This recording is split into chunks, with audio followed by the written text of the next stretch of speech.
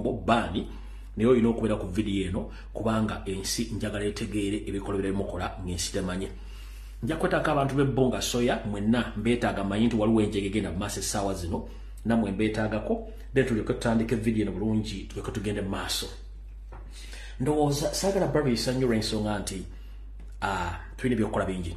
Okusookera ddala njala sooka otwala okusaasira kwange eri famire ya mwannyinaffe Fauzia Naabilye atuvuddeko ku maaso olunaku lwaleero ate ndowooza ajja kuba aziikibwa olw'ensonga nti mukyala musiraamu tasobola kubeerawo bbanga ddene nnyo. Kale mbikira mwenna bannayuganda ab'enkyukakyuka okwetola ensi yonna nti mu nkyukakyuka tufiiriddwa mwannyinaffe ono bambi bamusanze mu buliri bwe nga Allah yamujjuludde dda. Mukama muwe ekiwummulo eky'emirembe n'ekitangala ekyolulwa kimwakire atebenkere emirembe. Mwannyinaffe oyo bambi Mukama amujjuludde olwaleero bamusanze mu buliri bwe bambi nga yafudde dda. Kitalo nnyo ekya mwannyinaffe oyo Fauzia Naabilye. Mukama akusonyiwe ebyakusobako kubanga ffenna lyekkubo ate ofudde olwanirira ggwanga lyo kubanga ekyo kye kimu ku bigenda okusonyiyisa ku bibi ebiyitirivu bigenda okubanga kikuweesa omukisa okuyingira mu lubiro lw'abeesiimi. Kale no kitalo nnyo mwannyinaffe oyo Fauzia Naabilye Mukama gwajjuludde olwaleero. Mune tujja kusanga tukyalwanira eggwanga nga gubadde olirwanira naye katuta kusobozesa kutuuka mu nsi nsuubize tujja kusangayo. Nkyayitamu katonotono so famire y'omugenzi Fauzia Naabilye abooluganda bakola mikwano ne ba foot soldiers mwenna kitalo nnyo ky'okufiirwako muganda affe mwannyinaffe kitalo nnyo. Butyo era ntwala omukisa guno okutegeeza ebitongole bino wammanga omuli ISO Semwai ne ESO ne poliisi n'amagye. Tubatangira mpiira mujja muzunga na muliro video tennaba tubatangira mpiira mujja muzunga na miliro. Tuli mu kubanja abaganda baffe omuli Kibalama n'abantu bangi nnyo abawambibwa ne mukyagenda mu maaso n'okuwamba. Era ndowooza olunaku lwajjo mwawambye muganda waffe omulala Tulyahika Ismail mwamuwambye abeera mu bitundu by'e Kawempe naye mwamututte kubanga abadde mulwanyi wa ku Twitter gy'abadde akolera ensonga ze ng'awakanya n'okuwagira enkyukakyuka bambi omuganda fo naye bamuwambye. Kanzanya akatambi kano ono muganda waffe Tulyakira Ismail bamukutte olwaleero e Kawempe mwana wa struggle nnyo naye ng'emmundu eyiye asinga gitokoseza ku Twitter. Ono muganda waffe Tulyakira Ismail bamukutte Uganda police emukutte n'emutwala naye ng'emmundu eyiye esinga vugira ku Twitter. Uganda police tubasabire essaala embi mwewaayo era ne mbeera ku ssente y'omwiwa omusolo nga babatwala okubasomesa muyina kuuma bannansi n'ebintu byabwe naye essaawa eno mukola contribution nnene nnyo okubanga mwe mukyasinza otwalira amateeka mu ngalo era nga buli avaayo n'ayogera ku biki ebiruma omuntu wa wansi mu ggwanga Uganda abatafiibwako mulaba ng'omuyeekera mwabaali kumye abantu n'ebintu byabwe mukola contribution y'amaanyi nnyo okumubuzaawo mwenna abaana ba NUP mwenna abaana ba People Power nga olumirirwa ensi yo. Ono muganda waffe akwatibwa olwaleero e Kawempe Tulyakira Ismail. Nsaba mutambuze video eno tutambuze posti tulabe nga muganda waffe. Alright, obudde tulina butono nnyo ate nga amawulire tulina mangi. Kale zeze ensonga ze mbadde njagala okusooka okuyisaawo bbiri then tulyoke tutandike video tutandike bulungi nnyo olw'ensonga nti saagala gattiŋŋanya mawulire ge tulina ate nga ebyokukola tulina bingi. Alright, katugenda tutandika n'akalowoozo tugende mu kigulalugi video etandike. Mwenda bakatuka kansulenti kwemuli. Kansulenti mukulembeza ngo Kyagulanyi Sente mogenda ku fisa yakadde nkuwe akalowoozo kalero kano kagenda kunyumira nammwe mwenna bannankyukakyuka n'abasajja ba NRM akalowoozo kalero kagenda kubaka era njala mukasala mukatire ku mitimbagano egy'enjawulo bakasangeyo. Manyi bano abasajja beebuzaabuza nga bafuka bana abantu gonna amazzi naye nga aliwo enjawulo wakati w'omusulo n'amazzi. Bw'oba oyagala okutegeera entegeera y'omuntu nti okutegeera kwe kutono munnange mwenjogeza atandika okwogera ojja kutegeera endowooza y'abantu abamu nti nfu. Era ky'ovola nti abantu abamu bagezi ng'amanyi nti obwongo tebukola tayagala nnyo kwesembereza muzindaalo kebera essimu nti ayogera naye abantu abatamanyi busiru level ko bali bwe bamuwa omuzindaalo n'alyoka atokomoka omugambo agenda okwejjuukiriza nga aye entungo oba asaasanyiza entungo sinakindi ng'abantu bategedde obunafu bw'obwongo bwe awo tulaga era tujja tegeerawo ekyokukwata mu video obwo tebukyali bunafu bwaffe muzikwate tujja zijjo tuzite ku mitimika n'emirala bajja ziranga nnungi nnyo na zino zennyini abantu bajja zisangayo ate tutandike bulungi nnyo akaloozo ka leero njagala kabaweereza mwenna njagala kagende eri president n'abasajja ba NRM bonna ba propagandalist tutandise bwe tuti gwe wenna munnayuganda ng'oli eyo oli mu diaspora oli waka kana akaloozo njagala kakonyomere bulungi nnyo bulijjo nga tonnakola kintu kyonna sooka olowooze emirundi 3 bulijjo nga tonnakola kintu kyonna sooka be mu mutima olowooze emirundi 3 naddala ng'ogenda okukola ekintu ekikyamu eri muntu munno sooka olowooze ng'emirundi 3 kye ŋŋenda okukola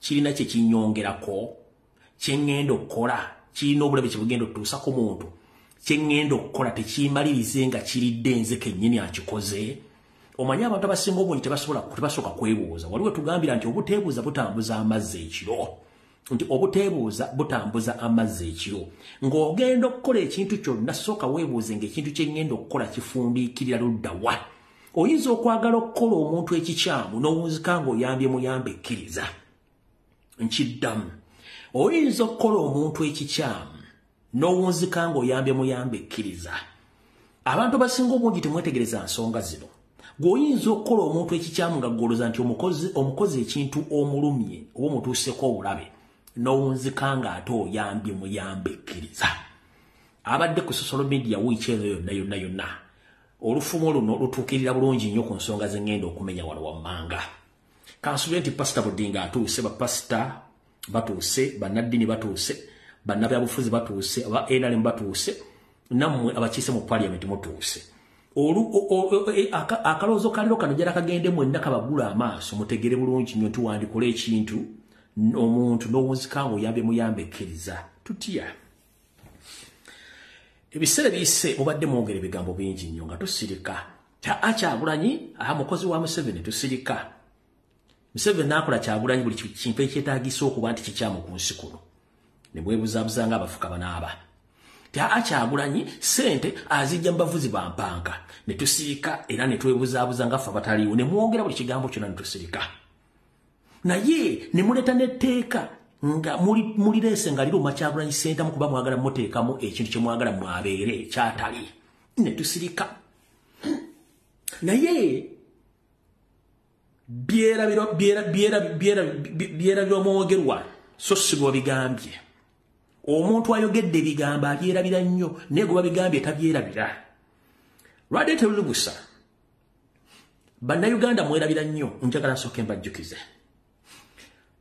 abasajja n'abakazi baatuula mu ssetteeserezo mu paaliyamenti muyita paalamenti oba ekkuŋŋaaniro ly'ebiwuugulu ne bagamba tugenda kuleeta etteeka nga lyakulwanyisa abavuzi ba mpanka mu Uganda ne batuula bonna bulungi ne batuula ne baliteesa ne baliyisa naye ng'ebigambo ebyogerwa Kyagulanyi vayogere ku nsonga zino ne mbabuuzanga Kyagulanyi ku bukaddana mu butaano ye munnayuganda yekka kati gwe alina Windows nga ziri above 0.50 gigabyte wandibadde otegeera lwaki Kyagulanyi gwe baagala ennyo bamubuuze ku nsonga zino ekyo wandibadde osooka n'okyebuuza temwakyebuuza etteeka limala liyita naye temwategeera etteeka lino liyise ligenda kukosa nze najjamba wa update ku tteeka lino gye ligenda okukomekkereza na buli kibu era nabaga temumya nga balisazizaamu kati wano mu kaloozo ka leero nti wandikola ekintu okulumya omuntu n'owunzika ng'oyambe muyambe ekkiriza eswasweta yanula mwana wattu yeerege engalabi kati mukulu Odrek Lwabogo mutabani wa Yoseriti Babulwa lutabayisula mutabani wa Karekyezi ensete emizizide ensanga bisibe awujja muwala we ekiwojjolo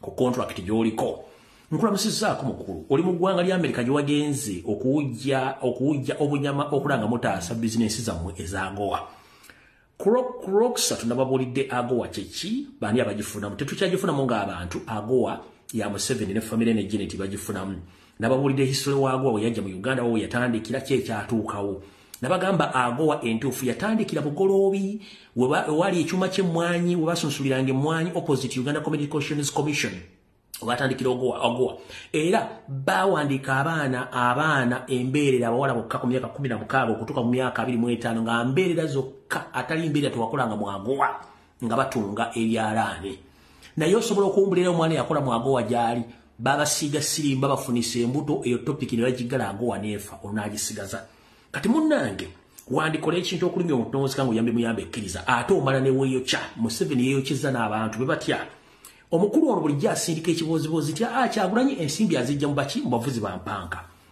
twagenza okulaba ye kennyini yawandiikira ambasada wa Amerika ajje atwale ebbaluwa agitwalire mukulu Joe baliddawa ye Joe Biden munakategeera yoseri yawandiikira ambasada wa Uganda wa Amerika mu Uganda nga muandika amuyise atwale ebbaluwa agitwale wa mukama we Joe baliddawa mugomuyita Joe Biden nga amwegayirira okutamusaako nvumbo ku bintu bye olw'etteeka eryabavuzi ba mpanka mukitegedde bulungi nnyo tekyamumalira n'agamba mukulu Joe baliddawo ayinza obutasobola kuntegeera bulungi kansindika ekibinja ky'abakenkufu bannamateeka ntekeko ne mutabani wange ampugira muwange ekiwojjolo Roderick Lwabwogo agende asobole okwogereza omusajja ono tulabe nti ananziriramu Radit Olubusa omukulu awujja ekiwojjolo kya Muwala Museveni gwe bayita Roderick Lwabwogo omusezi n'agenda bulungi mu Amerika n'ayogera ebigambo mwayogedde kati nno njagala bategeeza mu kalowoozo kaleero mbagambye nti bw'oyagala okutegeera omuntu entegeera ye muwa omuzindaalo omukulu ono kati lye peesa eribadde lyekusu libadde basigazayo nti lyeritegeera lindako wulira kakkana sala puleesa sala puleesa omukulu ono Roderick Lwabwogo lyeribadde peesa eryekusufu mu famire yayo seri yonna mbu lyeribadde litegeera mbu yabadde ategeera ng'oggyeko diddigi eyalemu okwogera mu public kati badde line pesa bali kweka mbuli lisinga okutegeera n'okwogera naye kati mwamule bwe yayogedde ali ne pesa fu nnyo n'okusinga diddigi line pesa fu n'okusinga diddigi kati bwe yagenza okwogera yagayogedde bw'ati dakiika ntono nnyo kubajala kuva ku kaloozo kanawulira. Our country made a law, not government, the MPs and the population, in a very democratic way, made a particular law. The law is to protect minors, our children, from the torrential money and curriculum that tries to make them adults. Our country made a law, not government, the MPs and the population, in a very Yagambye, our country made a law. Our country, ensi yaabwe yakola etteeka, not government. Kati ensi ne government n'abyawula ng'tebikwatagana yo yabadde asigale mu famire nga gwagati yategeera kumbe naye mufumuzi bw'alinganga muto gwa stove zino zezwapikanga edda zino ez'ebiwuubiro naye muto gwafu muto bufu bwe yayogedde bw'atyo ekyamututte erigenda kwegayirira butasazaamu ssente na bizinensi zaabwe nga bagezaako ga nti bakole ki bajja etteeka libisiyaga nti si baali kulanga tebategedde kati wano ojala okubuuliza mukulu yose tibahabulwa tabayisirwa ekibooziboozi kyobadde otambuza nti Robert Kyagulanyi Ssentamu afuna sente z'abavuzi b'empanka kikuleka luddawa taata Lwabwogo kikuleka luddawa mugati mwawudde ku Robert Kyagulanyi Ssentamu ng'alina wakanti sente zabazisibwa kikimbwa talina kubanga ye yamanya mwakola etteeka nga mutagetinga ye kati mwabadde bafuna sente z'abavuzi b'empanka mwe muli mukaya nga ate mwali mwagala mukole ki mukole etteeka nga lino Robert Kyagulanyi Ssentamu kati etteeka lyamaze ne libalya ate temwana kimugenda kukola kubanga njera kubuuza abasumba njera kubuuza bambe ba parliament omukulu ono mutabani wa Yoseri awujja ekiwojjolo kya Muwala Patience bwe yagenza okwegayirira n'agamba nti etteeka gavumenti si yalikola naye njala kujjukiza mukulu Lwabwogo Roderick omusezi omutunzi w'ebiwoowoolo Parliament yerimu gegamu ku masiga gakola government nakugye mu America wotudde constitution yesooka kulako president okuddako parliament ne kuddako judicial mu Uganda olwokuba nti mwe mwina mentality mwajjawo constitution kati Museveni constitution yakola buli kimu kati gwe wadde oyogera ne parliament wagijjeewo ne parliament doesn't exist the parliament is not part of the government no gijjawo noga nti parliament yakola etteeka lino gwe yagala kijjako kubanga mwakitegedde kyabalidde kanira kubuuza mwenna abadde bagamba Robert Kyagulanyi Ssentamu logo biki njala babuuza Andrew Mwenda Ssaabasiyazi kojja wa Muhoozi Kanyarugaba naye omu ku basiyazi nono Roderick Lwabwogo naye omuzemu eguli n'abalala bakulu njala babuuza essaawa zino parliament yayisa etteeka NRM yaliisa with the intention with the political hidden agenda nga balina ekigendo ky'ebyobufuzi njala babuuza ekibuuzo kimu bwe bataddeyo okwemulugunya okusazaamu etteeka lino mu kkooti njala babuuza ani yavuddeyo n'awakanya obutasazaamu etteeka lye mwayisanga muli basanyufu nnyo mbuuliza ku neiba wange so sinze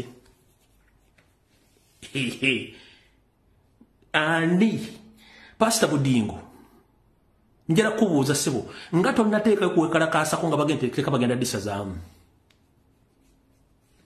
Banadini nga sinalabe munadini yenna ayambadde munagiro kujaga nti etteeka temulisazaamu nga sinalabe wa naali munabya bufuzi n'agamba nti kikafuwe etteeka lino disazaamu nga sinalabayo n'omu temuliyo mwakoze kyobolandibaga nti wandikola ekintu okulumya omuntu n'owunzika ng'oyambye muyambye ekkiriza etteeka lino lizije bannadini bakubye ku mmeeza lijje bannabayofuzi bakubye ku mmeeza lyambudde mu 7 lyambudde lwabwogo lyambudde kkooti lyambudde parliament buli muli bwambudde Kyagulanyi asigadde wali bw'ati abalengerera mu kamooli gwe mwasibako buli kasasiro yenna ngera babuuza seba eba NRM baba parliament n'abakulembeze nga sinalaba yawakanya kusazaamu etteeka nga sinalaba yagenda mu kkooti agamba nti nze ngenda kuyimira mu kkooti teri kusazaamu etteeka nga sinamulaba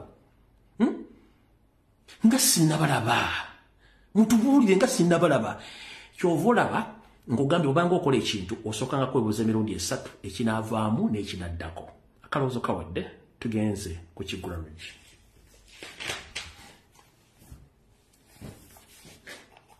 mukasale mukate ku mitimbagano egy'enjawulo tugenze mu Kiggula Lodge kyalera mbatumiddeko mwenna baagala ekiggula Lodge okwetoola ensi yonna abalaba vidiyo za ku mitimbagano egy'enjawulo mu Kiggula Lodge kyalero jana kigende bonna eri bannayuganda abasuubira okutandika bizinensi n'abazirina n'abazirimu n'abasuubira ziggalawo mu kirowoozo kyale mu Kiggula Lodge kyalero ngera mu kiwulirize bulungi nnyo kansubire nti Uganda Revenue Authority namwe mutuuse bulungi nnyo njala bateeka mu Kiggula Lodge kino mukitegere bulungi nnyo mu Kiggula Lodge kyalero kigende eri bannayuganda era kigenda kuva mu lufumo olugamba nti lubalembeera nga n'embiro kwotadde lubalembeera nga n'embiro kwotadde ne Katonda kennyini guluddene ayamba yeeyambye tojja kwetuulako buli kimu kikusanga ne Bibuliya ekugamba nti ataakole n'okulya taalyenga Bibuliya oba Bayibuli gyokkiririzaamu ekugamba ataakole n'okulya taakole ki taalyenga ebikolwa eby'obuzira eby'obunnabbi byakoma ku Yesu oba ku Nabbi Isa weyakyusiza amazzi n'agafuula omwenge n'addira ekyennyanja ekyali ekimu n'akifuula ebyennyanja ebiyitirivu n'omugaati naawe abayigirizwa be ne bali okubawonya enjala ebyo byakoma dda kati ebiriwo olina kukola nakwebereramu okufuna ky'oyagala we tugenda osimbula Ekiggula Lodge kyalero tuliko tutandika vidiyo lubalembera nga n'ebiro kwotadde gwena munnayuganda akutegeeza olwokusatu najja ne mbagamba nti ekitongole ekikuŋŋaanya omusolo mu Uganda ekya Uganda Revenue Authority kiri mu kutalaaga kyatalaze Wakiso ne Kampala okuba nti babadde basolooza omusolo ogumenya amateeka baba tekirimu Wakiso wokka na Kampala kati kambabikire okusinziira ku kafandali nga azina n'owenkufu akagenda mu maaso mu byenfuna by'eggwanga nga ne Yose takyalina wajja nsimbi ne windo zimuyiiseeko essaawa zinanoonya wajja ssente takyalabawo kyalina okukola alina kukinya bannayuganda okubajjako omusolo kati gwe alina ka bizinensi akati n'ogamba nga akasiika capati n'okudda waggulu okwo Uganda Revenue Authority etuuse okujja okukwata omuddala gwo ogw'ennyaanya oba ogwa capati oba akaduuka ako nga tosasudde musolo gwe baagala ku ssaawa bakaggale sinakindaba bakutwaleko kino kitambudde eggwanga lyonna Revenue Authority yayingidde kati ku gulawundi weeri era nsooka kukulabula gwe munnayuganda bw'obanga tonneewandiisa kufuna kye tuyita nini number please don't register yourself to get that nini number. I'm repeating this statement. This message go to all Ugandans who wish to start any small business or any kind of business. If you are not ready, please don't register to get nini number, please, because you don't know what is behind of that nini number.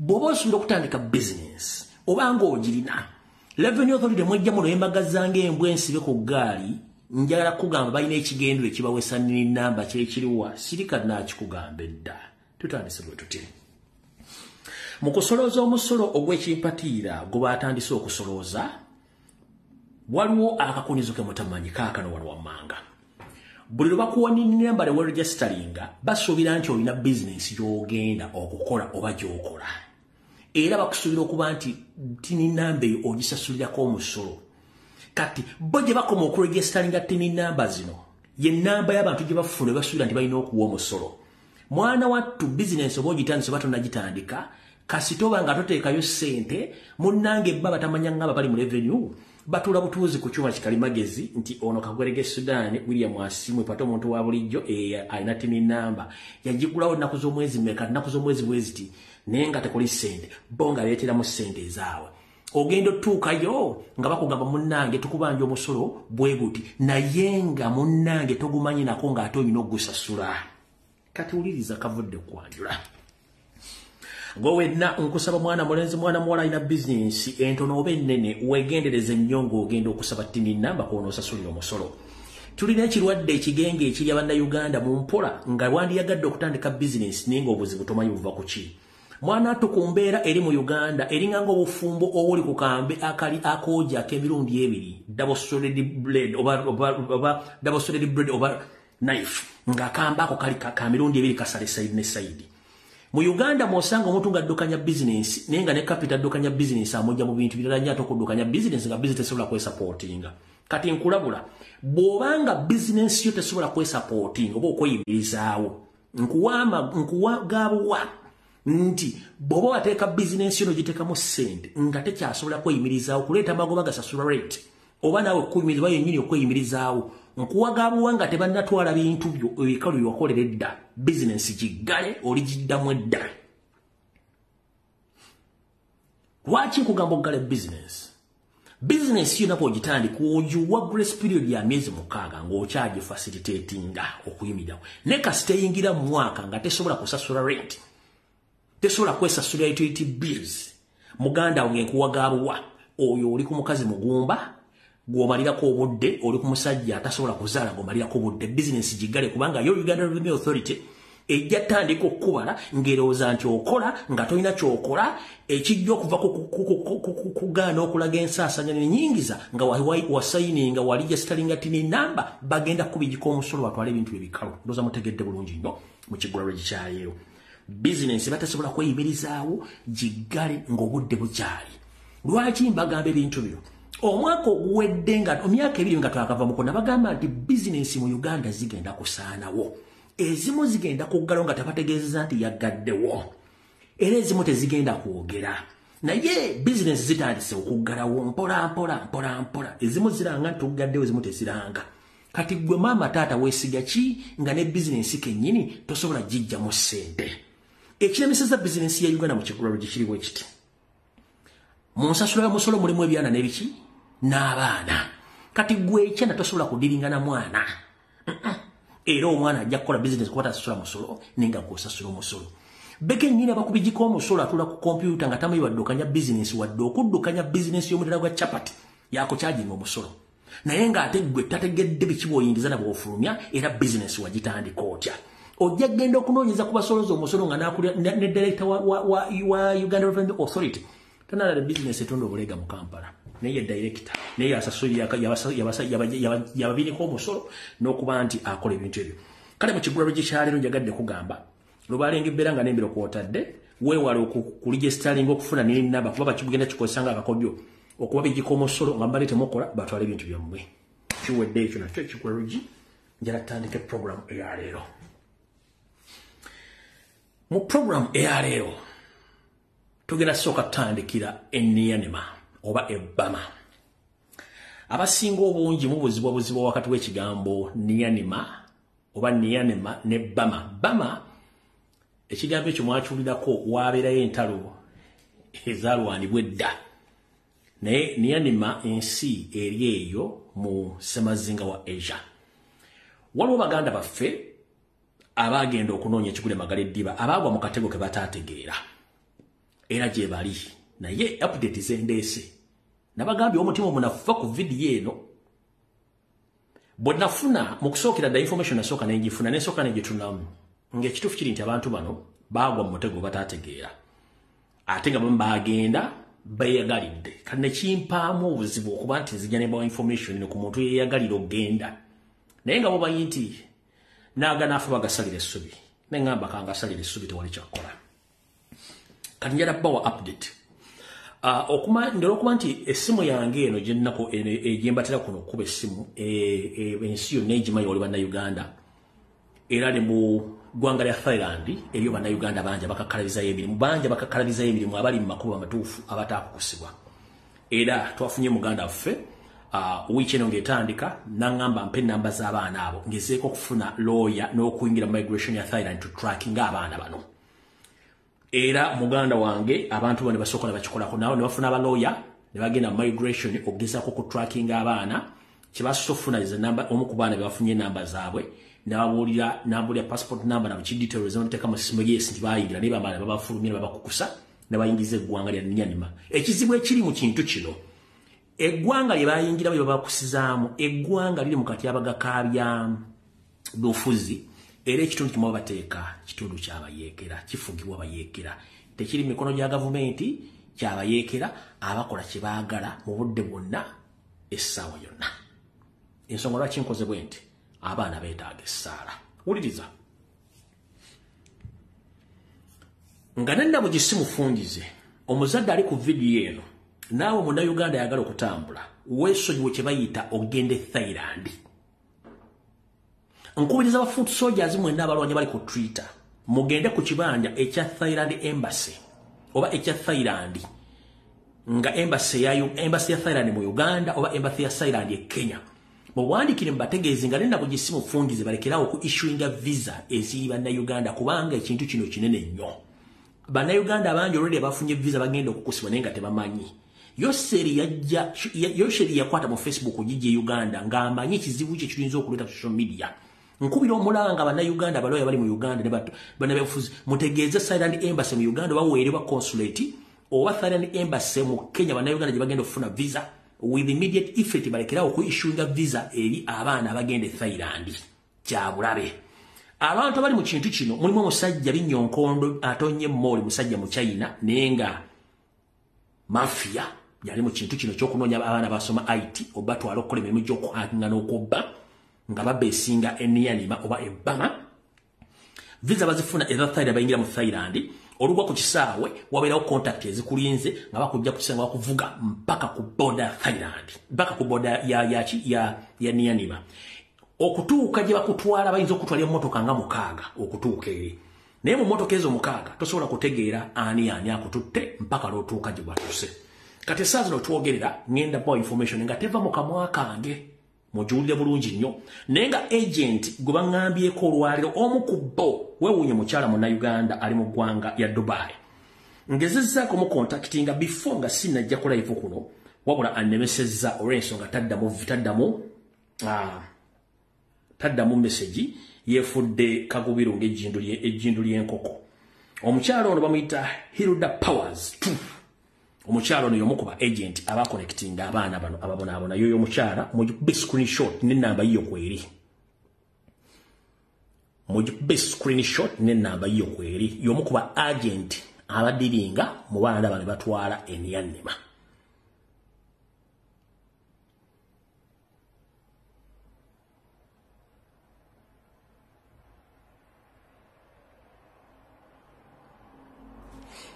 Omukyala ali mu ggwanga lya Dubai enamba ye eri plus 971506697 bamuyita Hilda Powers okusinziira ku source ez'abaana abaliyo abategeezezza. Kati ndowooza kansooke mbawe okusinziira ku kiriyo bali sinatandika. Wano webali baagenti balina basatu webali wano tebannabafuluma webali tena abala bali Uganda ala bali Dubai efe yatuleeta zeyandeeta ali wano wali wano naakola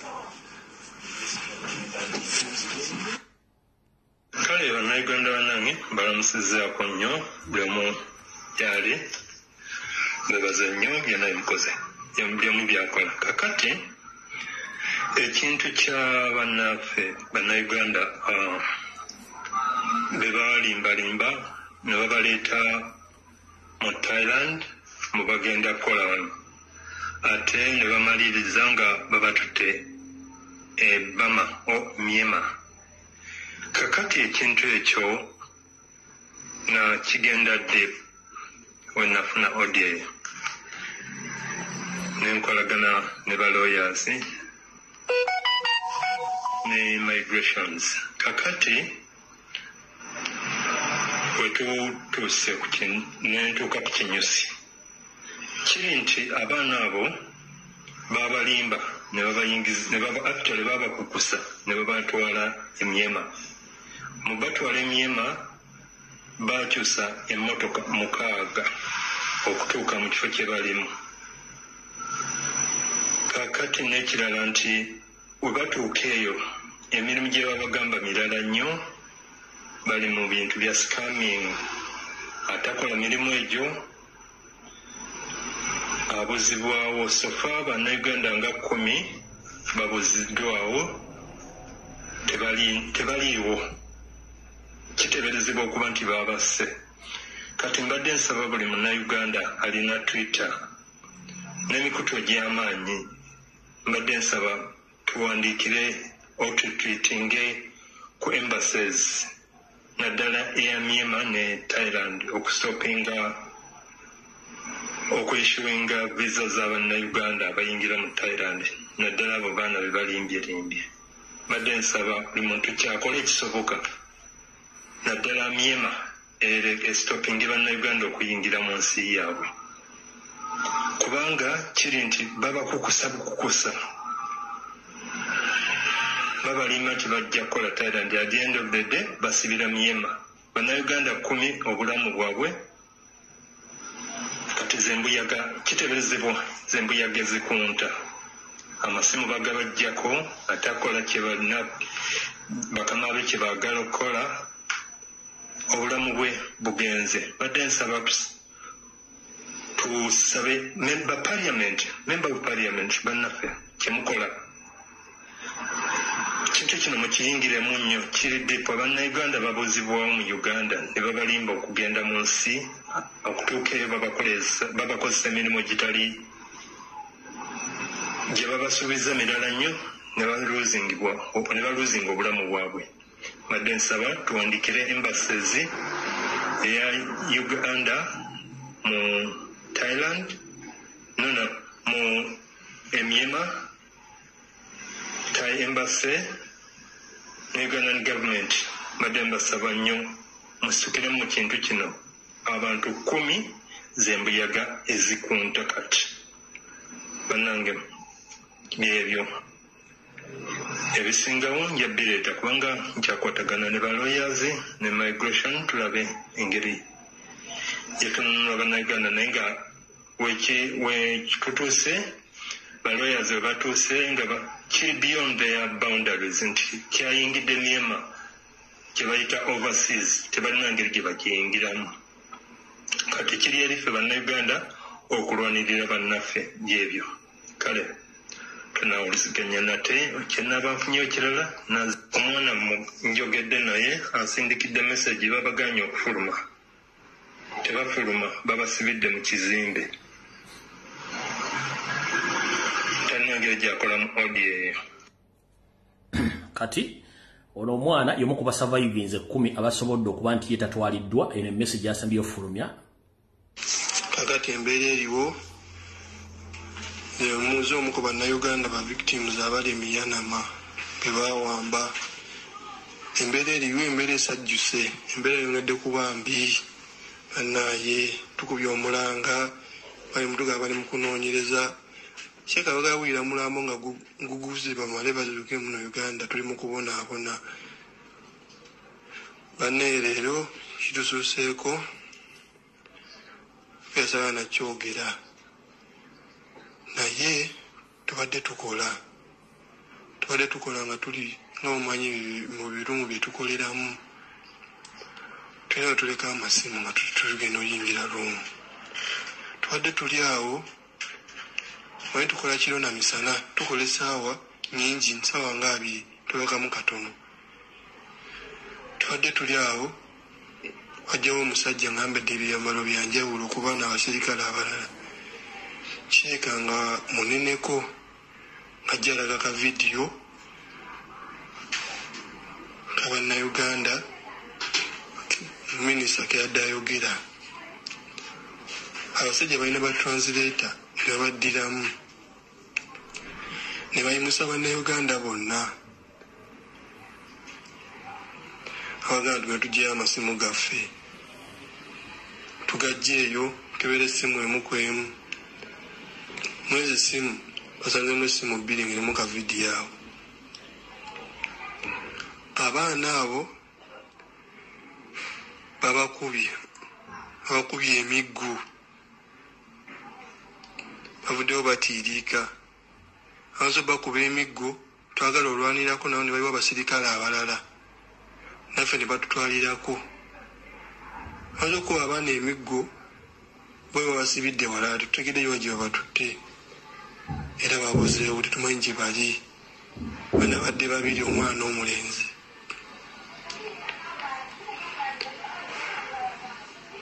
era ffe bamaze ne batutta kwabaga tukole tubabire bakasoma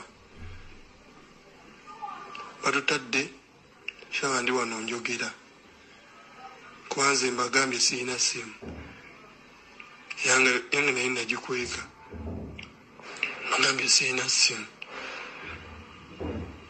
ezabala tebazirina zonna bazitutte kuba ebizimbe byanjawulo ffe ne tukola mulimu gwe gumu naye ne bannayuganda bonna bajjeeko amasimu tugezezaako okulwana naye biganye tetumanyi bana gye bagenze oba bafu oba balamu tetumanyi tweraliikirira tuyinza okuwa omulanga naye tebatufaako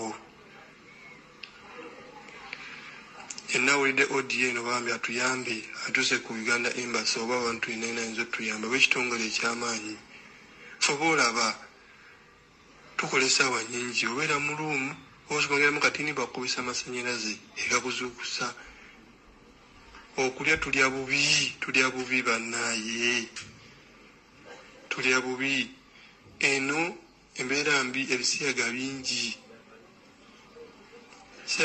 nnyo buli wamu waliwo basirikale nze nogwolaba neekukumye enjogerera era bannaaye nayange simanyi nejjukira batrackinga amasimu bayinza ogitwala kuba wengikweka nabo sewali awali seefu sajja buli wamu bakebirawo simanyi na mirimu gye mugenda kujja eno naye abaana mugenda kujjawo emirambo kinyinza okwogera kuba embeera esajjuse embeera egaanidde ddala bannaaye mutuyambe embeera egaanyi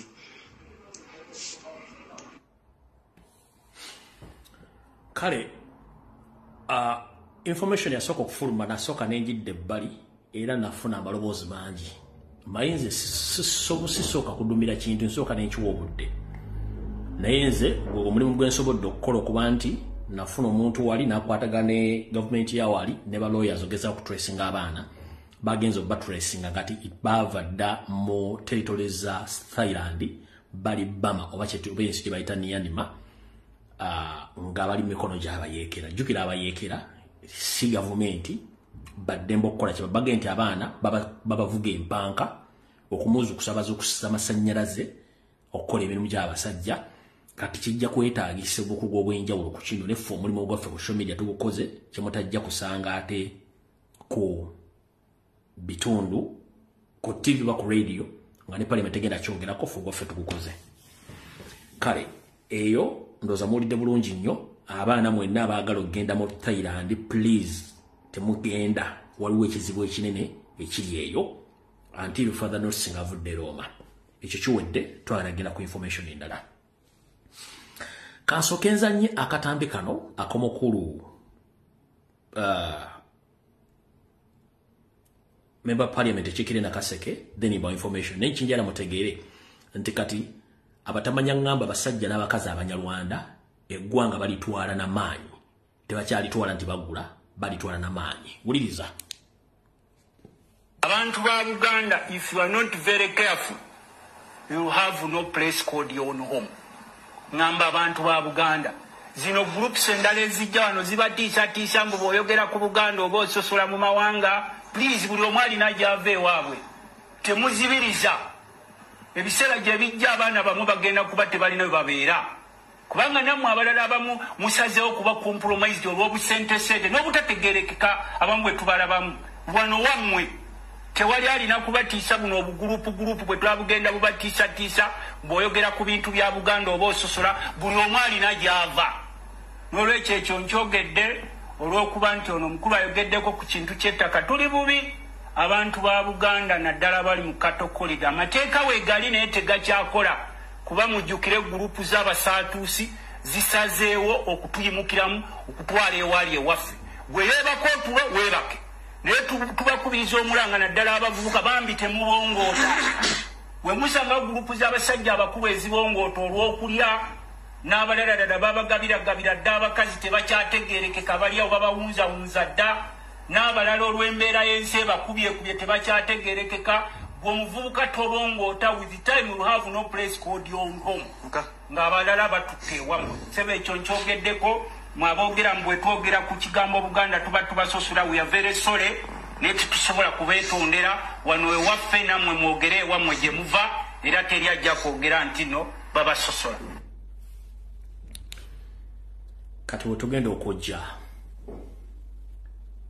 ewiikisi 2 zetukubye emabega najja ne mbagamba nti Yoseri Bahabulwa ne Banyarwanda banne nga kwe kuli na mutabani we Didigi the Daily Drinking General Muhoozi Kanyarugaba bagenda okutandika okugoba abantu ku mataka mu bitundu by'ekira omuli Kasokoso n'ebitundu ebirala basibidde obutimba okutwala abantu bonna obajja ku mataka kati nno bagufudde muze omanyi nnyini kazeebo okwogerako ava mu mbeera olw'okuba nti ensimbi zibeeta kuzalujjo kati batandise kwasa kifuba wetwogerero olwaliro bannayuganda TV ze Uganda zonna zaafa dda tewakyali kigenda kujja ku mawulire nga bannamawulire babba emiggo egiboosa omuliro wetwogerera kivudde Kasokoso ne kijja kati kigenze Bbunga ku soya amagye ga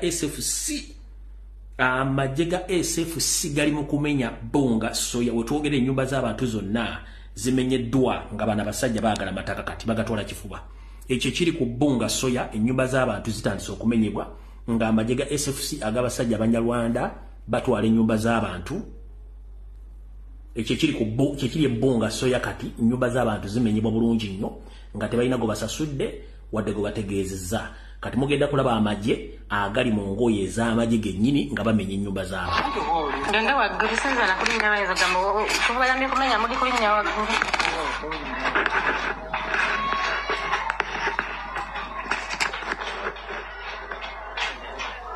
Abana bakwata video ne tubayaga.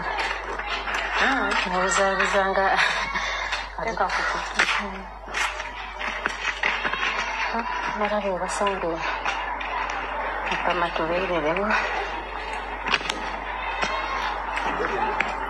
Uri ajanaye.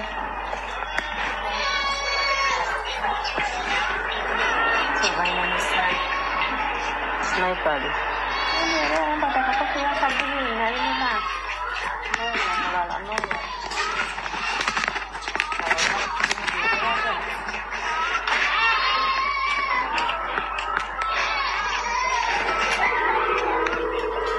Bagira abantu alikwata bakuliba bajikujjuka naigolawe nejakuba yeriiso nasengeeyo antu bado okutusindiza ngayagala obugenda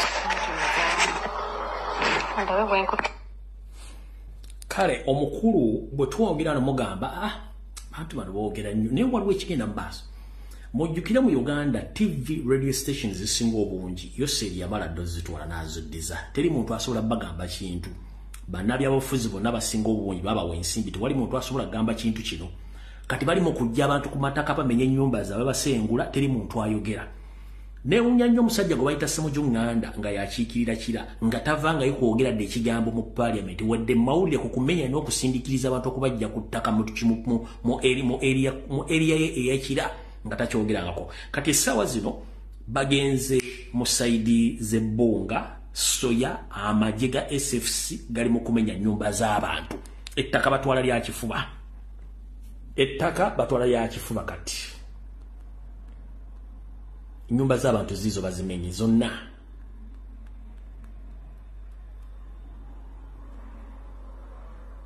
eyo nyumba ya muntu.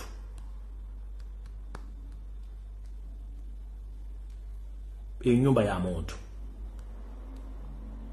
Ezo na nyumba z'abantu bazimenye. Majiga SFC gatwala ettaka kati ku kifuba.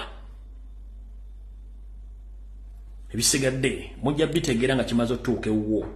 Omanyi atalo kutambulire akusibira ya menvu bwe kimalo otuuka ewuwo n'olyoka otegeera nti yakwalula esiridde.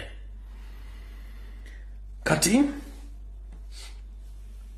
mwenna bannayuganda naddala bakulidde mu kibuga Kampala. Mwetusomedde era mwetukaddiidde okutuuka lutusenvudde bigere okuvaamu.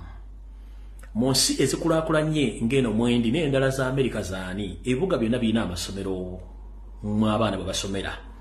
Naye Kampala Capital City Authority neyo seriti bahabulwa n'abasajja babatamanya ngamba abayindi beereetera okubba batufuukidde ekyambika. We twogerera amasomero mangi nnyo mu Kampala gagenda gamenyebwawo naago agaggyibwawo.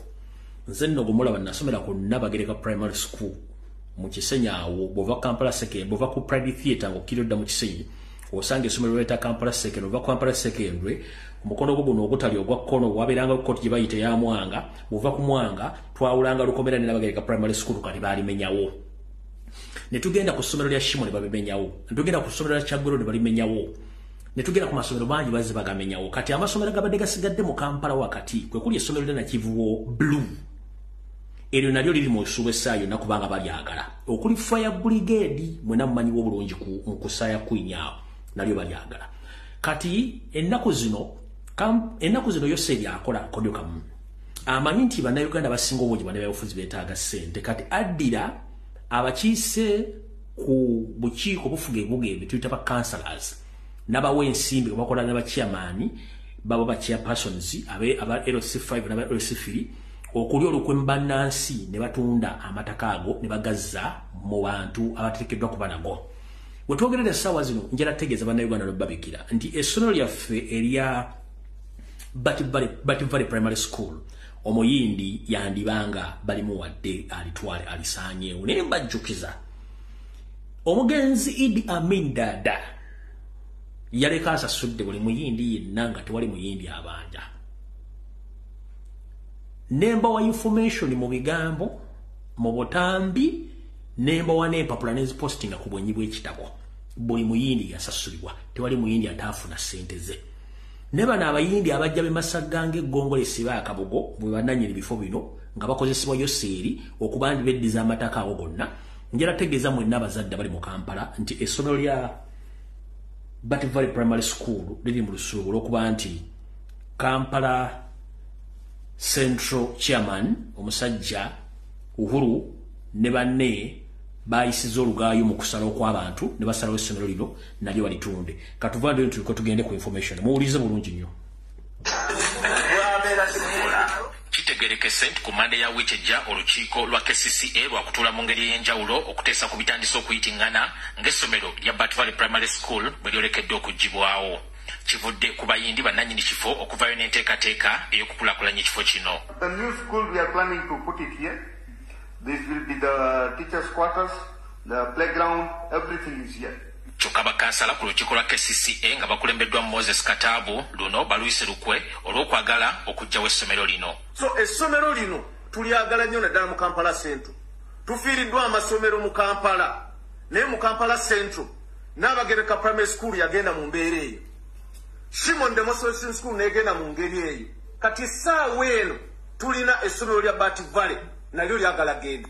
Bano balumiriza bakansala bannaabwe abakika ku lukiiko lwa Kampala Central okwekobaana n'abeeyita bannannyini kifo okwagala okutunda ettaka lino mu ngeri y'olukujjukujju. Engeri gye babbamu ettaka tebajja ne bagwa bugwi. Basooka ne bakozesa aba Board of Governors. In other words, abamu babaliisa ssente. We bavaawo ne bagenda ku institutions ne bajja mu KCC ne bajja ba individuals ba key people. We bavaawo ne bagenda mu Ministry of Education ne bajja ba individuals.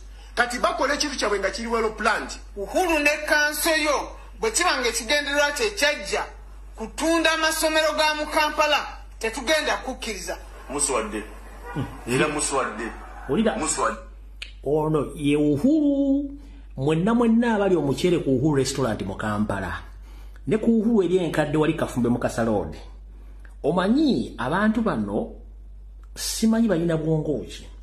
Ono yeeyita Siteboni naye y'omu ku basajja batamanyikiddwako nsibuko naye ng'ali mu Buganda mwe yeeyitira amannya Salimu Uhuru.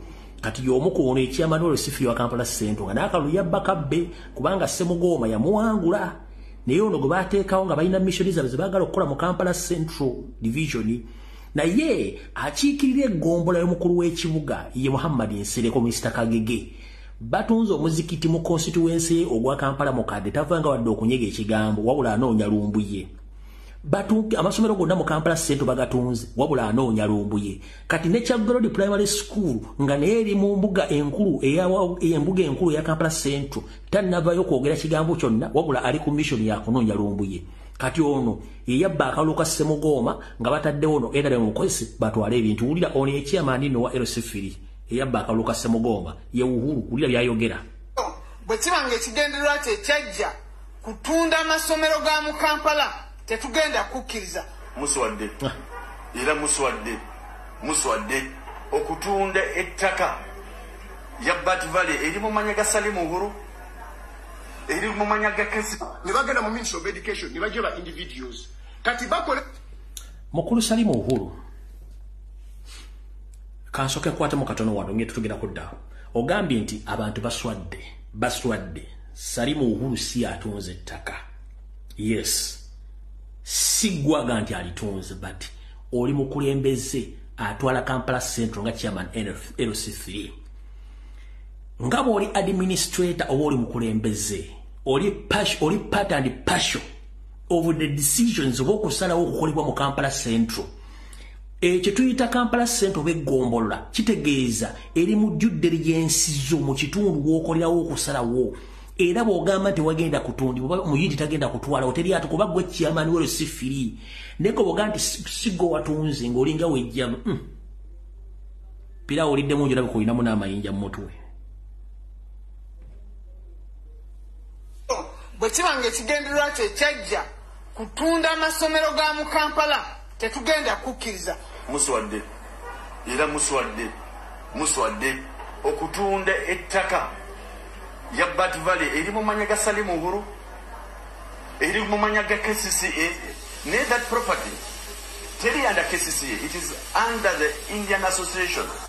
Bwetutuukiridde meya wa Kampala Central Salimu Uhuru ategeezezza nti baatuukirirwa bannannyini kifo nga baagala okuzimba university sako n'eddwaliro ku ttaka lino wabula olukiiko ne luyisa ekiteeso nti bano basooke kuzimbira KCCA essomero eppya ku ttaka lyerimu olwo erisigaddewo bagende mu maaso n'enteekateeka yaabwe ey'okulikulaakulanya. Nga tonnatwala possession y'essomero eriwo apparently soko tuzimbire ne bakkiriza.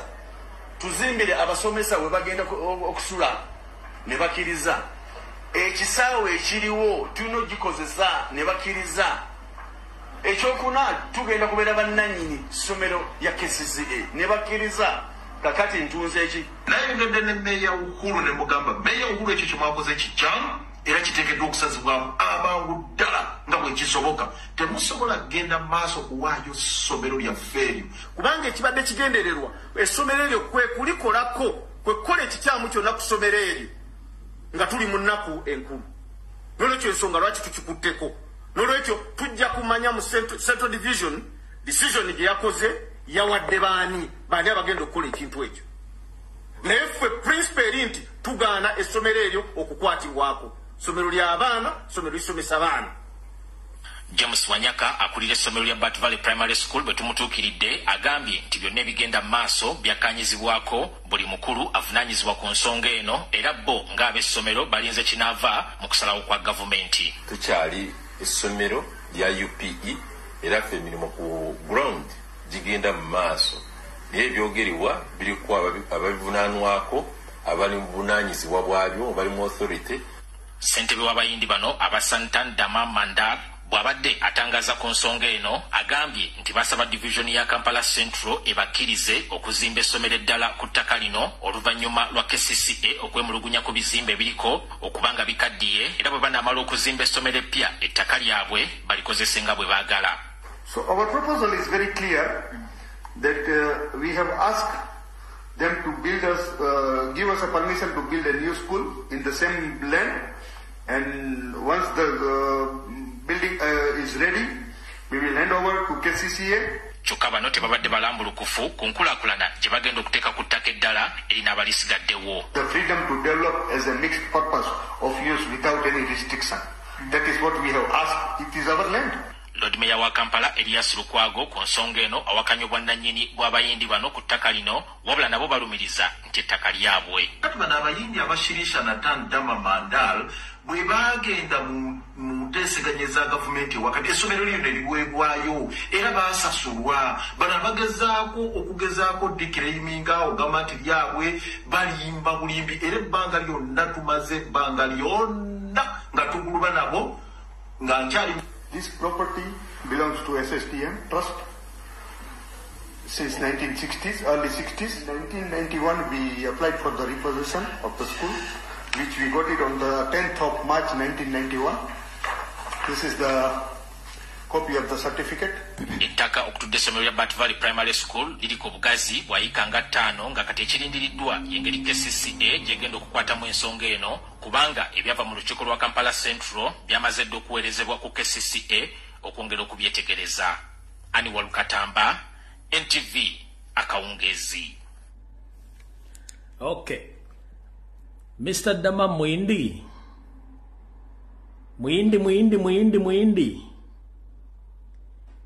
You forgot that what Amin did previously, it can easily happen again. Let Idi Amin chase you from Uganda, and he paid each and every Indian. But now you are coming out yearning that you are the owner of that land. For us, we know that you're working from 7. That's the fact. All Indians who were chased away from Uganda during Amin's regime, or were paid, including you or your grandfather. So you coming out claiming to be the owner of that piece of land, 5 acres in Kampala Central, it's a big mistake because it can cause controversy to your side. So Mr. Mwindi Damam, I'm telling you the fact is, you are trying to open something which you can't manage. Because Museveni has no time with Uganda. And remember, Museveni is not a Ugandan too. So you two, you might think that you are safe where you are right now, but you're wasting a lot of time. Don't waste your time by claiming to be owning that land again. This is Uganda, particularly for Ugandans, as it is that India is for Indians. No one owns in land in India. You know that because you're from India. So Amin paid each and every Indian who was chased out from India. So here is Amin's statement. Can you repeat your question? Yes, with pleasure. We have seen pictures of you applauding the flogging of policemen. We have seen and heard stories, many of them, which are all validated, of thousands and tens of thousands of Asians being evicted from your country. You took their property, you didn't pay them. Is that your wave of the future? Is that all the love you're mentioning all this time? I think you believe in rumors, and some of this picture, it is not might be from Uganda. I think the people whom I sent away of the British citizens, they were controlling 99% economy of Uganda, all business, industries and everything. And on top of that, I requested them when I took over in 1971, the power was handed over to me by the members of the armed forces. I asked them to apply for Uganda citizenship. They refused. And they control 99% of the economy. And the whole money they are getting, they don't bank this money in Uganda. They bank this money outside Uganda. And I am sure if they were still up to now, Uganda could have been bankrupt completely. And therefore there is no other opportunity. The only opportunity was to take that decision for the interest of the people of Uganda. And then I took that decision, but I said that I will pay the compensation, and which I I have written to the all government concerned. I'm sure the United States, I have already paid them cash, and I have written to government of United Kingdom, and the discussion is going on. And I have also written to India, which they have got a few Indians. I'm sure the delegation will be coming from India to discuss with the government of Uganda, and we shall pay. We don't say that we cannot pay, but some of the other point which you are saying, it is not true at all. You will find that Uganda is one of the best country in the world, I will say, as a president of that country. So Mwindi. You think we don't have history, Mwindi? We have history. No worries. So Museveni yagamba Amini yalite yasoma oluzungu Amini lweyogera Museveni tosobola dwogera golo gatalugate nage moga Amini te yasoma yali yange bibuba by'abantu oyo musajja oluzungu in fact ye itasoma na kapapula ngabo muso kumupapula Amini yali tasoma kapapula mbuti yasoma ne Museveni kyokoze bana Uganda emyaka giyo nango okuba Museveni osiga akasajja jja go singo okusiga akasa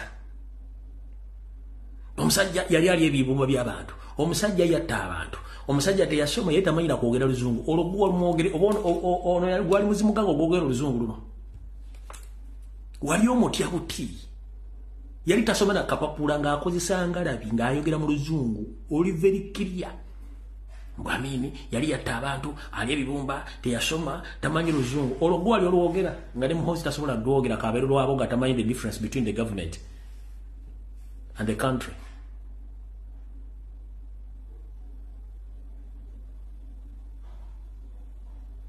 Gwa sindise mu America ogenda okwegayirira sente z'abavuzi b'empanga tasobola kwawula nsi na government. Gwa gamba nti yasoma oluzungu yali aluwogera nga tasoma kapapula watu wonna mwe muwandika ku papula ne mutandika osoma kamukamu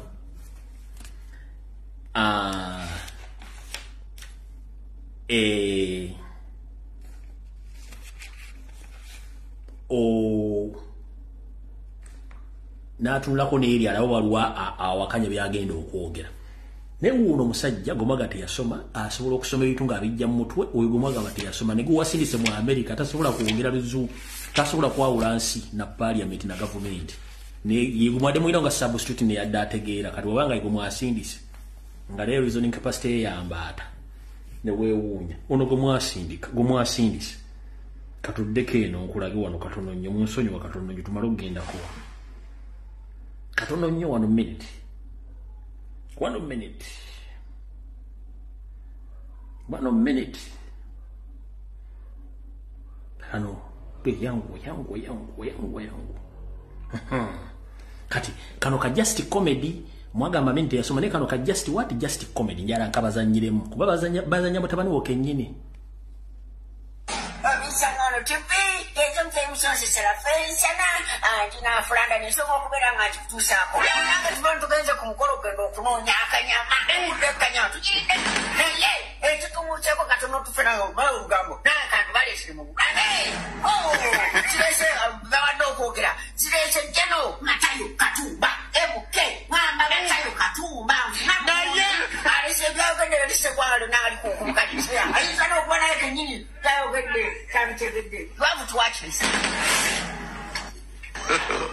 God have mercy upon us.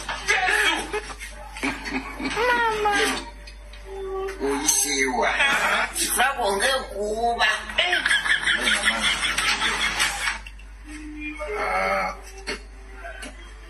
2 days ago. That is 24th of August.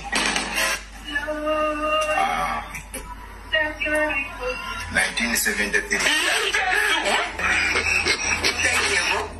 Yes, 2 days ago.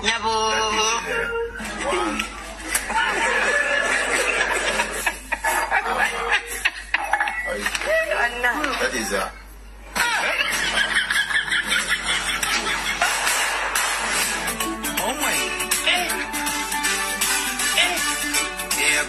Now,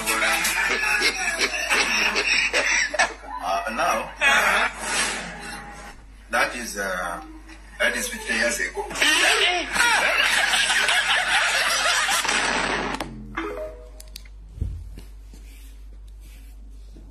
Karigoza nyisamini but yasoma luzungu. Baada kunywa ku mazi.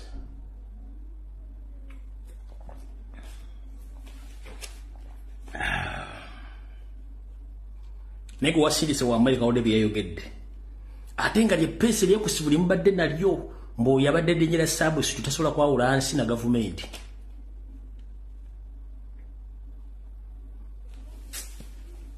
Sale kai katugende maaso. All right. Muna nsonyi wasiye bere kola go basi sana tewali kyakola bana basajja twala tubalaga nti balina kye bali obwongo tebalina. Era abaana muwerera abazadde kati yevudde Katonda ajja ne mbagamba nti Yoseri ne bafere bande baagala kukola ki abagala kuleeta nzige mu Uganda era ne mbabuli ebitundu gye bali bamaze zisindika right busa information ne fulmanti badetectinze enzige zigenda kujja mu Uganda nenga ate Natina balo dobba gamba commission yawe yenzige kati neyo mugitegedde bulungi nnyo kati tugenze olwaliro era mu myezi nga n'emabega oba 5 ku 6 najja ne bagamba nti Yoseri Tibahabulwa apulaninga okuleeta ekibozibozi kya federo mu Uganda mbagenda gaba federo nga agenda kukozesa abantu bano okuli Wasanya Kalucha Peter Mayiga Salonga Mulengejja okuli Mathas Mpuga Samba n'okubeera ne munnabo oli Nobati Mawobe ngera bawadde ensimbi okutambuza ekibozibozi ku TV ne ku radio ne mu mpapula z'amawulire ne ku social media wetwogerera ekibozi nakyo banenkiyiwa ne balowooza nti oba tukivuddeko ne tukyakiriko okusinziira ku sources zange enekusifu Yoseri yazzeemu okutegeeza abavubuka bano basitule buto ate bazze ekibozibozi kya federo nga balowooza nti yeyinza omutaasa mukulu Yoseri totegana abasajja bonna kati twabategedde buli ajja okwogera ekigambo kyonna mu public tumanya abaakolera ggwe kubanga emboozi ezinyuma ennyo emboozi eziyamba batebakyazoogera boogera mboozi za kuyamba kale Charles Peter Mayiga Salonga Mulengejja Mpuga Matthias Nobati Mau temugeza nkiddamu don't dare okujja mu public ne munywa emboozi zamwe za federal. It is impossible Uganda okufuna federal kubanga abantu baasaba federal emyaka 3 mabega ne mugibamma temwina federal gye mugenda bawa okujjako okubuzaabuza abantu nga mutwale ekibozibozi bammwe okutuuka gye binaatuuka. So mulinde kiyinza okuba nga kigenda okudda ku media ng'era bagenda kujja bemasagga n'ebibozibozi ebyo busimanyi ebya federal nga tebigenda kukola. Alright. Mu nsonga y'emu nabagambye nti abasajja bano ab'oluddo abaga nti bali mu luddo oluvuganya baafuna ensimbi eza cooperative union ensimbi ezali mu buwumbi 165 ne bazikwavula nga bazitadde mu bintu byabwe. Era muno mwalimu omukulu Muwanga Kivumbi, mwalimu omukulu Mathas Mpuga n'omukulu Nandala Mafaabi. Wetwogera essaawa zino omuwabi wa gavumenti n'abanoonyereza ku buzzi bw'emisango omuli obukompanya baakoze eddafaali ne bamala ogiteekawo okugula eng'ejjudde nga baagala okukwata abantu bano babatwale naye ntegezeddwako nti abamu kuba n'amannya gemmenye bali mu kunoonya mpolampola bane bakola ku fayiro zino baleme zireeta mu kooti oba kubavunaana misango gya kulya ensimbi ez'obwegasiza tuyita eza cooperative union muli Muwanga Kivumbi Mathas Mpuga then ne mukulu Nandala Mafaabi.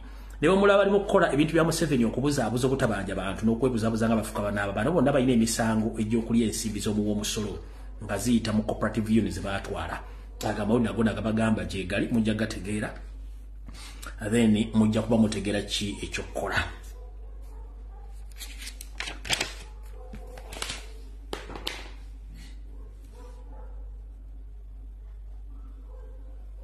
Katusoke tuddeyo eri. Kati mukulu Simon byabashajja je baleko gyotuusake nga tukasubeti gitambula bulungi bali batya b'okuuma. Wakaabye nnyo twaha ng'entulege oluvannyuma lw'okukosaako envumbo y'okutambula okwetola ensi yonna n'okusiba ebyobugagga byo n'obutaddamu okulingiza ku nsi yonna n'ovaayo n'okaaba. Naye Simon byabasajja obuvuyo mukola n'okutunda emmere y'abasibe ne mubaliisa akakanja ne mubaliisa obutwa na buli kimu ne mutukana kubanga mukolagana basajja nga Andrew Musasizi owa Millers Natete kuba nti muteeka obutwa mu mmere ne mutunda emmere y'abasibe ne muddira ebikongoliro ne mbiteeka mu kasooli ne muwa abasibe ne balya. Kati njagala muwulirize story no true story eri mu makomera ga Uganda mugenda kaba saagala akaaba muwulirize bulungi nnyo bino bibiri mu makomera ga Uganda na buli kimu ekigenda maaso mu Uganda. Buli musibe yenna ajja kuwa information naye eno wano weesookera wuliriza bulungi nnyo. Yensonga lwaki abaana bangi bali bava bakomera nga bafudde wuliriza. Nga tudda ku nsonga y'ebyokulya eruzira bannanga abaana balya bubi nnyo. Abaana balya emmere ejjudde ebikongoliro. Kasooli aba mutono ng'ebikongoliro bingi. Essaawa bw'etuuka yogenda emmanju abaana bayisibwa bubi nnyo y'ensonga kyona bavaamu amasiro emabega ne mu busajja. Bwe baba nga batuuse ku leve eyo bakugamba nti bakulagira ogenda ku ddwaliro. Buli wodi erina woddokita naye nga woddokita oyo aba musibe. Woddokita naye kennyini akubuulira amazima nti bannange eddagala ttono. Omuntu atuuse ku leve evaamu amasira munda bw'aba mutwala mu ddwaliro bakuwa buweke bwa panado oba ne bakuwa bupenikiira. Tebalina ddagala teri ddagala. Waliwo endwadde gye bayita eya namusuna eri eruzira ekubye abaana ku ttaka wansi basinga obunye ensusu zaafuuka ziringa ekikere ziringa bwolaba ensusu za ggoonya eddiba lya ggoonya. Balina endwadde y'ekifuba, balina endwadde ey'ensekere eva ku nsekere. Ensekere empitirivu nnyo zirumye abaana okujula okubakutulako olususu okubayubulako olususu. Mukiwulira bannayuganda bannange. So bwe tudda ku mbeera ey'abagenyi abakyalira abasibe, abagenyi abasinga nti bamanyi nti neruzira tebatwalayo bintu. Omusibe takkirizibwa kukyala omugenyi we okujja n'ebintu. Bw'ojja n'ebintu babikugirako wali ku mulyango. Ebintu bye bakugyeko tobizzaayo. Ebiseera ebisinga tobizzaayo bikwatwa n'ebitwalibwa mu kantiini. Kantiini eyo erinako nnyiniyo nga ye OC akulira Kampala limandi. Era sente nnyingi nnyo zaafuna olunaku za collectinga mu kkomerawo mpitirivu nnyo. Ekinene nnyo buli lunaku OC ate kuba nga kuŋŋaanya miliyoni n'emitwalo 7 buli lunaku ng'azikuŋŋaanya atya. Abantu abakola purchase abakola order y'ebintu bagenda okukozesa omuli omugaati ne sukaali. Kilo sukaali oba eri ku 3.5 ebweru mu Kampala limandi ebeera ku nusu kakaga 5 oba wakati wa kakaga 5 n'akasanvu. Omugaati ebweru gwe tugula oba 10 oba 13.5 ebweru munda wali mu kkomera gubeera ku nusu kakaga n'akasanvu. Sapatu ebweru gy'ogula 15 munda ebeera ku nusu 8.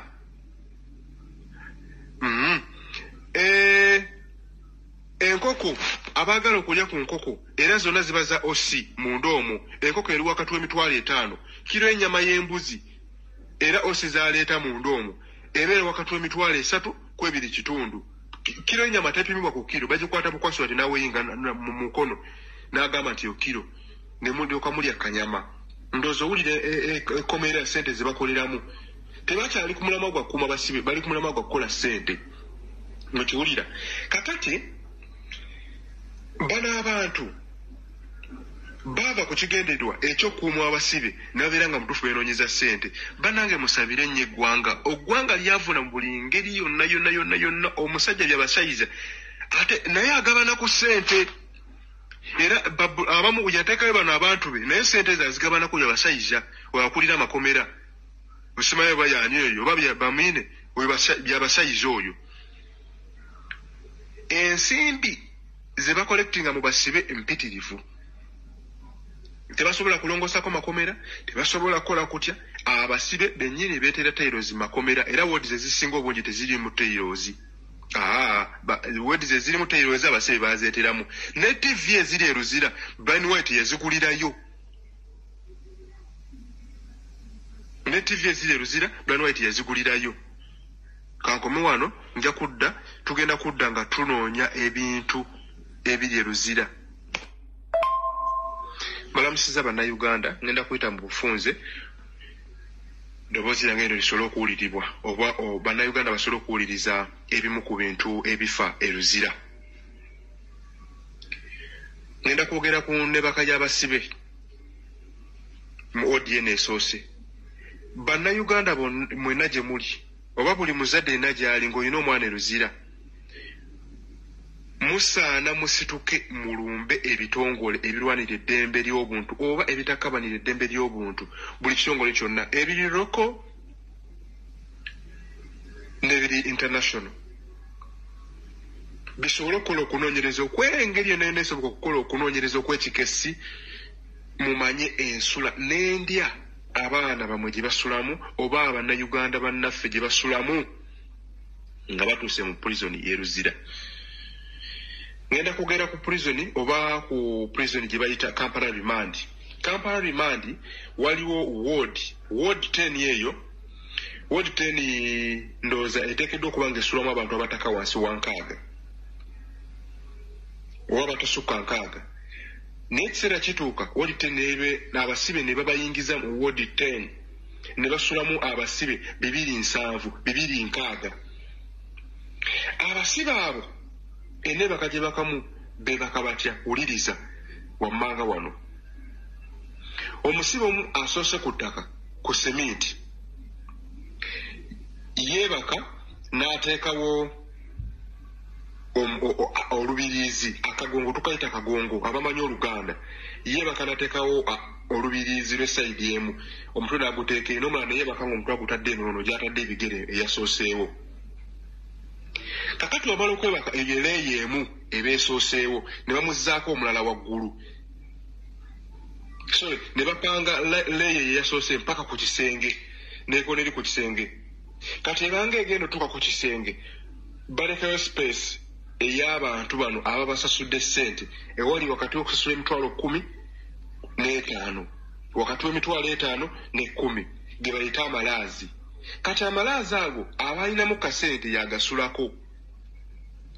Kati bafuba nnyo okulaba nga balekayo space y'abantu abagenda osasula ssente, kubanga buli woodi erina akawunti, buli woodi erina akawunti yaayo. Eruzira omusibe takwata ku ssente.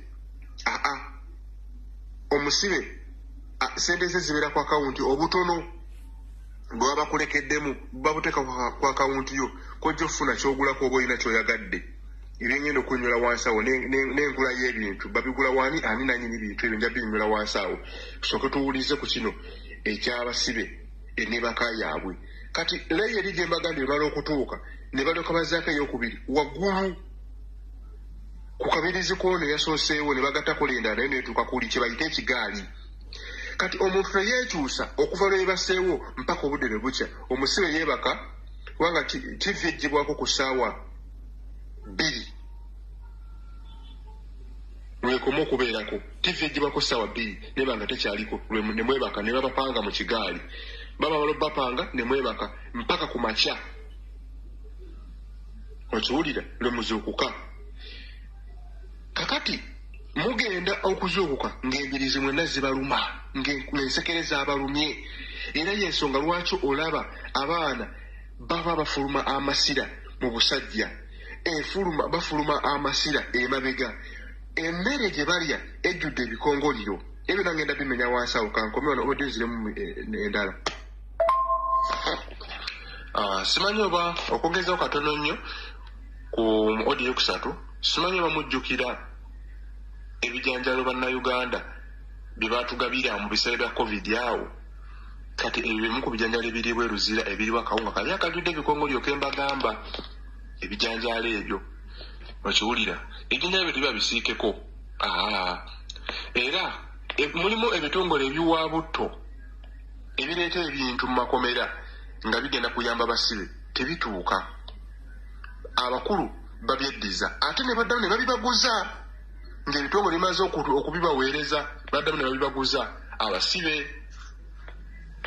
Okiwulira naye kyekwewuunyisa bagenda okuteekayo bobanga waje twandisenga accountability biki obukitekayo wa mukama wabo oyo mbwa atwalaji teke mu parliament bwe bange etuseeyo akugamba nga abasibe bali akawunga akatukula era bali akawunga sima akalungi ne oba n'envensike ko teba kulya binusu nti eruzira waliwo ekintu ekiyinza okuva mu kitongole kyonna ne kituuka eri abasibe tekituuka tebituuka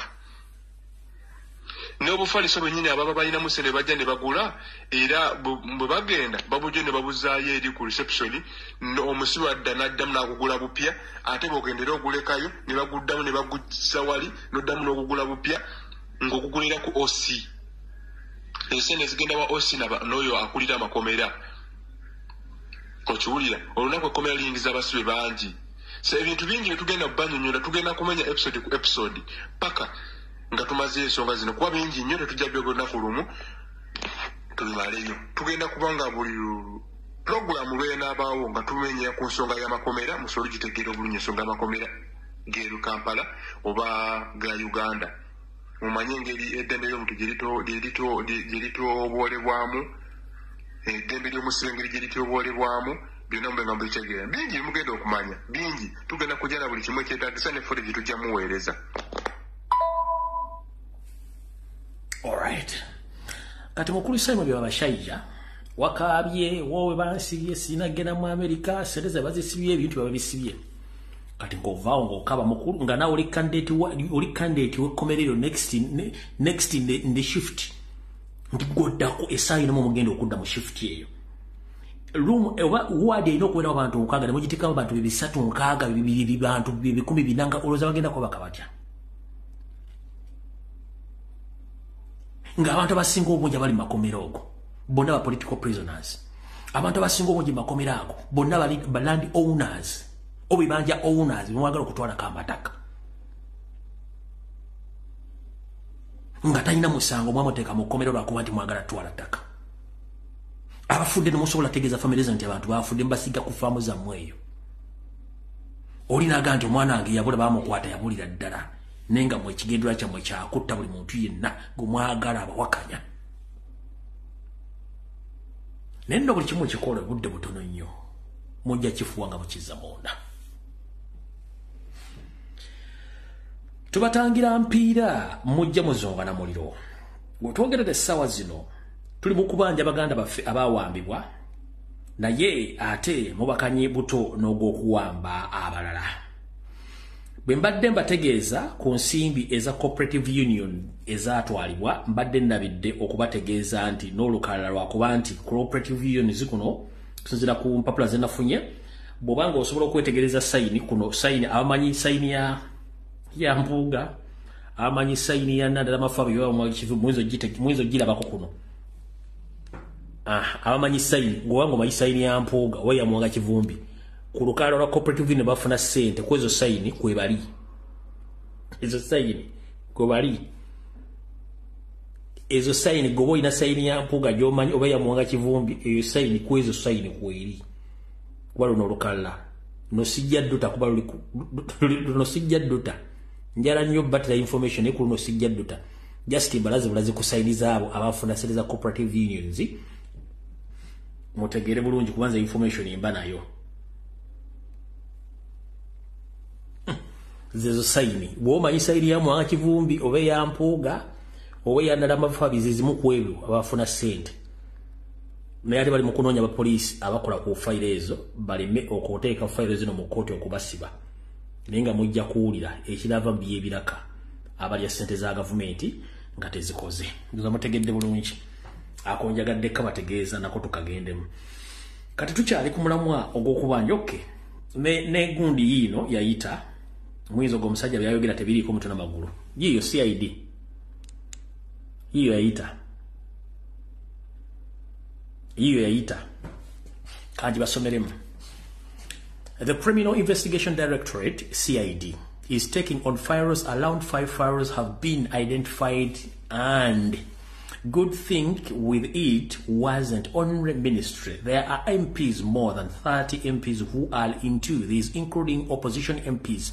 5 active opposition MPs. Vele talkative noise makers will also face wrath. We shall also face it as ministry, but they will also face it. So we aren't scared. We shall also face it. However it is end, God knows. Let it unfold that way. The Minister of State for Trade, Harriet Ntabazi, on MPs facing criminal investigations into the role in the embezzlement of 164 billion shillings made for corporate compensations. Mwizo gamba msajja agambe bwati bichi. Ojiraki nkakuddemu kakusomere bulungi nnyo. Agambe bwati. Ekitongole ekinoonyereza ku buzibu emisango kiri mu kutambuza fayiro eziwera 5 nga zino zimaze okuzuulibwa, naye ekintu ekirungi kino tekikwata ku ministry yokka ne ba MPs abasukka mu 30 nga kuno kuliko ne ba MPs oba bambe parliament abooludda oluvuganya nga bano boogera nnyo bakuba embeekuulo nabo bagenda kikombako ndi si yokka ministry n'olwekyo bwe tuba tugenda kikombako kitegeeza naffe tugenda kuvaayo tutegeeze eggwanga kuba MP bano aboludde oluvuganya abaali ensimbi z'omusolo. Ono yabadde State Minister mukyala Harriet Ntabazi, ono nga naye omu ku bano kuba y'omu abali mu kunoonyerezebwako ku buwumbi 164 obwali obwa sente ez'ebibiina by'ebyogasi mu ggwanga Uganda. Kati ne bwe mulaba kola bintu bavudde ku kubanja abantu, tukyabanja abantu era tubaagala. Tubanja abantu era tubaagala. Nkiddamu, tubanja abantu era tubaagala kubanga mwawamba abantu baffe.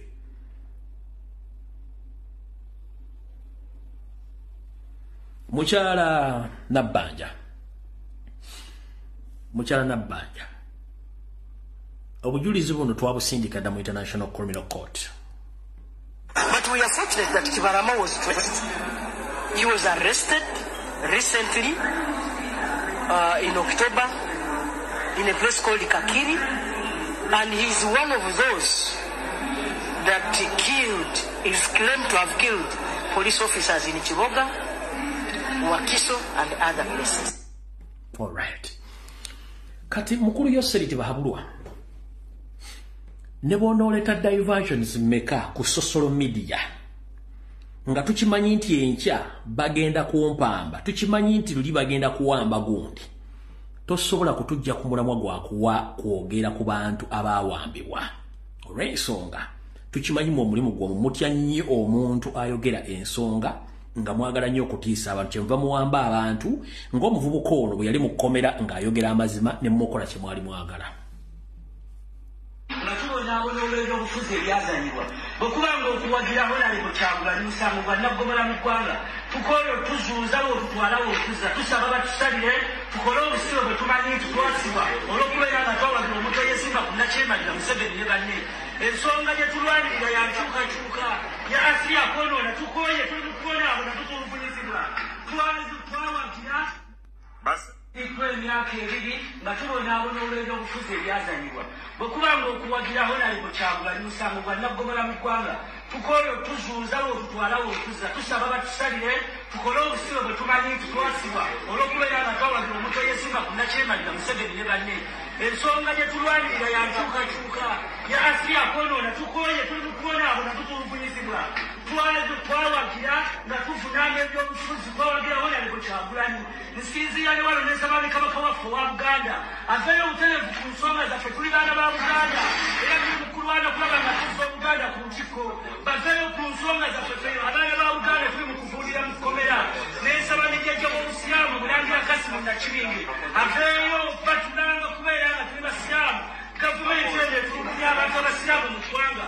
Kabaka wa Buganda Ssali Katikkiro Charles Peter Mayiga buli omu kubaana ku Uganda ali kyaliyo tafaayo twatulangibwa byabufuzi ebitulangibwa byabufuzi kubanga tuyingula mu kkomera okubanga okuwagira ekyagula limusango bannaggomola but obusire tumanyi tusiba obusibe tukoye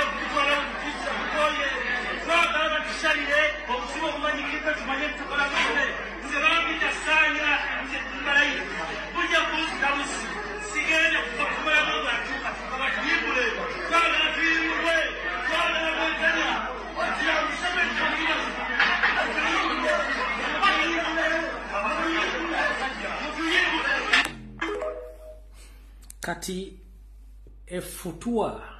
effutirizi limuteeka ku baana ba Buganda olw'okuba nti basobola okwogera mwe mwali musuubidde buli muntu agenda kubeera mu ssiru nga tasobola kwogera mwe kye mwali musuubidde gwali okimanyi nti bano abantu ababiri bayinza okwesiŋŋana mu ntaana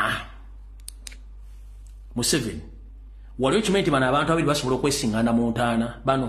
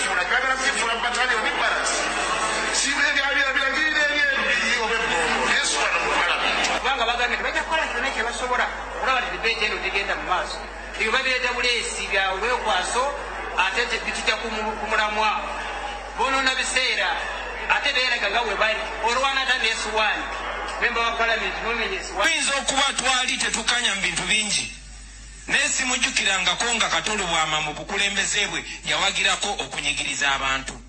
Simujjukirako Katolo Bwama kukeera ku makya n'awagira Nakyemalira.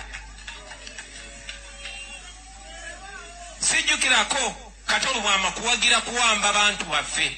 Kibadde kimukwatako nnyo ng'abaana ba Buganda bawambibwa ne batemulwa ne battibwa. Nga bawambibwa abo abawamba ensi yaffe nga bayambibwako mwana tubannaffe bataata baffe baganda baffe bamaama baffe betuwa ekitiibwa era nga bwenze mbagamba baganda bange nti omuntu yenna yena bw'aba ayagala okubawamba omuzungu bwe yajja wano okuwamba ettaka lyaffe notukolonizinga okumala emyaka egyawera 7 yakozesa abo betuwa ekitiibwa bw'otuuka wano ani gwe bakkiririzaamu bofuna gwe bakkiririzaamu ye n'omukusa abalala ne bobabonyabonya. Muganda wange Ssaanya wonna wooli ne banno jjajjaffe obuyisiraamu obubaka obwe yabuyisa wabula Ssaabasajja Kabaka obubaka obwe yabuyisa ne ye Ssaanya Kalulu Charles Peter Mayiga kizibu kubanga bamusiba omumwa n'ebisumuzo nabisuula Mukamugwanya akanya kimu kuteeka mikolo Mengo kubuzaabuza abantu nga yebuzaabuza ng'afukaana aba naye badda siri wa kujja ku Sande kuba nali nabagamba saagala kujja ku Sande naye akabikko omulalu kagenda kubikuka ku Sande kanzije ku Sande sina kyakkola kanzije ku Sande sina kyakkola kanzije ku Sande mbadde siri wa kujja ne kampalirizibwe okujja ku Sande olw'ensonga nti abantu bangi bali mu bulumi bantu bangi bali mu kuttibwa Abaganda bamanyi ensonga n'abalanga basiba emimwa obutogera ku nsonga ezikwatagana ku ttaka n'okusaanyawo ebintu bya Buganda.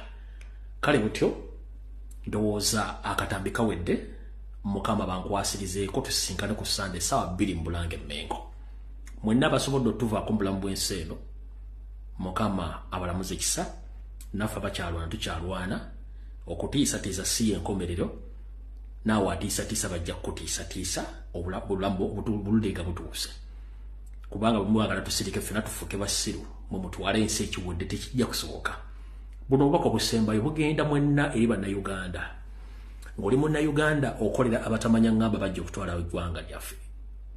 Muganda wange oba wenyigira mu kukola diversions wenyigira mu kuvuma n'okuvoola buli avaayo okwogera ku nsonga z'enkyukakyuka koza kamanye nga koza n'owebbwa.